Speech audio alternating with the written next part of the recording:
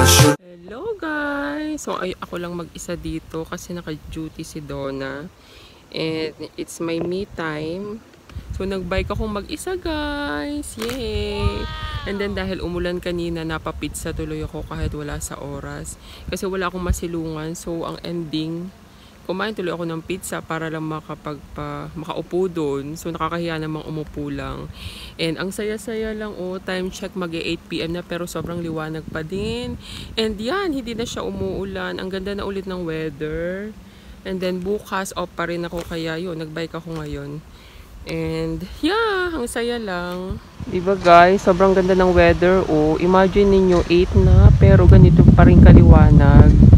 So yan. And hindi ako magsasawang ipakita palagi sa inyo kasi napakaganda talaga dito, napakaganda ng view. And kung mahilig kayo sa mga nature, kung nature lover kayo, ma-appreciate nyo siya. And yeah, kasi ako sobrang kong na-appreciate to. Lalo na yung bike lane kasi sobrang ko nang love yung bike. So yan, ang ganda lang. So di pa sobrang ganda guys, ang hangin pa.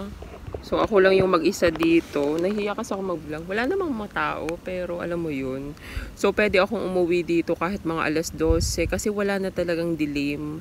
So, lagi lang siyang, the whole day, lagi lang siyang umaga and maliwanag. So, pwede akong umuwi ng mga 9 PM or depende sa'yo kung nag-enjoy ka pang mag-bike. Pero since dahil off ako bukas, so yeah, enjoy lang ako magbike. At saka hindi ka matatakot guys magbike kasi maliwanag at saka marami pa rin nagbabike talaga sa labas. So ayun, daming lamok. Ayan may mga nagbabike.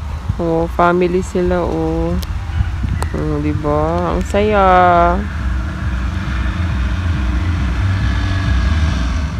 So yun guys, uwi na ako. So, para makarest na din ako. Actually, ayoko pa sana kaya lang, parang mas gusto ko na lang mag-edit na muna. So, yun. Bye! See you again sa mga susunod kong vlog. A few moments later. Hello guys! So, ayun, hindi na ako nakapag-update sa inyo kasi after nga pala ng bike ko, naligo ako. And yeah, time check, it's 9:30 PM na ng gabi. Pero sobrang worth it nung lakad ko kanina. And nag-enjoy talaga ako. Alam nyo yun, yung me time na simpleng nagbike ka lang mag-isa. And then after nun, inabutan ka ng ulan. And after nun, puro afternoon. And then after naubutan ako ng ulan, syempre nagpatila ako. So yun ang ending, yun makikita nyo sa vlog ko na kumain ako ng pizza nang wala sa oras. So yun, sobrang saya lang. And yeah, parang nakaka-recharge lang ulit. And then tomorrow off pa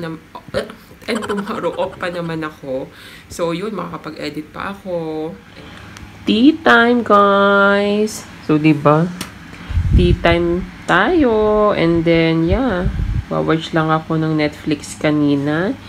And green tea tayo kasi medyo, alam niyo naman, nagpizza tayo. Kanina nakapagpaalam na ako sa inyo pero naisipan ko lang. And ang minamahal kong Nokia. Hanggang ngayon buhay pa rin siya. Pang-alarm ko to So yan, wala lang. Naisipan ko lang mag-vlog. Diba? 1 week later. Hello guys! Nagbabalik ako. So kakatapos ka lang kumain kanina. And, di ba nabanggit ko kanina sa inyo sa vlog na plano ko sanang pumunta dun sa groceryhan kasi marami siyang sale. And sinabi lang sa akin ng friend ko na may mga sale nga siya. And meron kasi akong gusto nung bilhin yung alam mo yun, yung lagayan siya ng, para siyang sampayan ng mga damit. Pero hindi siya yung tipong isasampay mo doon yung mga nilabhan mo. I mean, yung mga damit mo na mga coat mo, yung mga panlamig mo. And nag-sale siya, parang 15 euro na lang siya. So, sabi ko, pumunta sana ako doon. Dahil nga, off pa din kasi ako. Kaso nga lang, sobrang pangit ng weather ngayon. Lagi siyang umuulan. And sobrang dilim na naman ngayon. So, naisipan ko, since ilang araw pa naman yung sale na yon, and naisip ko, after na lang siguro ng duty ko, daan na lang siguro ako doon. Kesa sa ganito na ang pangit ng weather, hindi ko rin siya mai-enjoy kasi alam nyo yun, naulan. And yun ang ganap ko. So kumain lang ako, enjoy lang ako sa 2 days off ko. And tomorrow mag-PPM shift naman ako. So yun lang guys ang aking ganap. Nagluto lang ako kanina. And tamang chill-chill lang tayo. So yeah. So thank you so much guys for watching. Sana nagustuhan nyo itong vlog ko for today kahit luto-luto lang tayo. And see you again sa mga susunod kong vlog. Bye! Kahit mga late upload na tayo, pero thank you pa din sa mga nanonood. Bye! Chin! Bye, moy! Hello guys! So, time check mga 1 PM. Plano ko sanang umalis. Pupunta sana ako dun sa groceryhan na yun kasi yun nga mga sale na nabanggit ko kanina. But since hindi na ako matutulog kasi tingnan nyo guys yung weather umuulan. Hindi ko alam kung makikita nyo sa wait lang. Hindi ko alam kung nakikita nyo guys, pero yan, umuulan talaga siya. And, yun. So, hindi na lang ako tutuloy. Sa susunod na lang since matagal pa naman yung sale na yun. Gusto ko sana ipakita sa inyo guys. Itong pink na to, ang cute no? So, nabili ko lang siya sa ukay-ukay ng €1. Diba? Ang ganda. Cute na pambahay. And I love the color. Alam niyo naman, mahilig tayo sa pink. And yeah, for only €1 guys. Guys, gumanda yung weather. So, pumunta tayo. So, punta tayo guys sa Tokmani and tingnan natin yung sale. Kasi uminit tumila na yung ulan. Mabilis lang din naman ako eh. Lamig! So, dahil sa sale, pupunta tayo. PM shift pa kasi ako bukas. So, yun. Mabilis lang ako guys. Yan.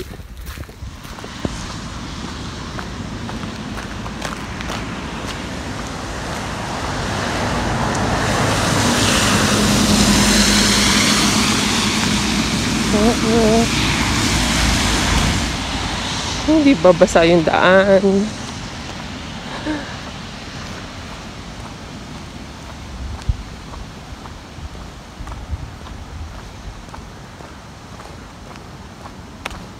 Cute.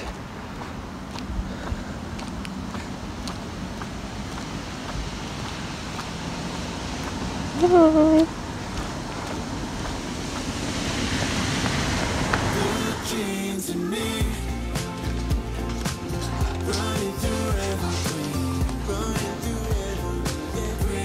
Kita ko na yung sale.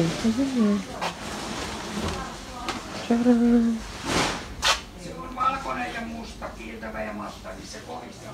Binili ko siya guys. Nandito na ako guys sa bahay. So ayun, ang bilis lang nga kasi nga binili ko lang siya. And dahil nakita ko nga na hindi umuulan. So yun, pinagpawisan ako dun kasi parang nagmamadali ako. So yan guys, ayan, nabili ko na siya. And yan yung sale na pinuntahan ko doon. So diba, for €15. Dati siyang 24 ata or 25. So yan, dyan ko ilalagay yung mga coat ko. And then parang design na rin siya, diba? Yan, try kong i-assemble siya today kung sisipagin ako. Pero kung hindi, some other time na lang kung kailan ulit yung next off ko. So, yan. Actually, meron ako nito sa Saudi. Kaya lang, ibinigay ko na lang yan siya kay ate. Kasi hindi talaga siya kasya.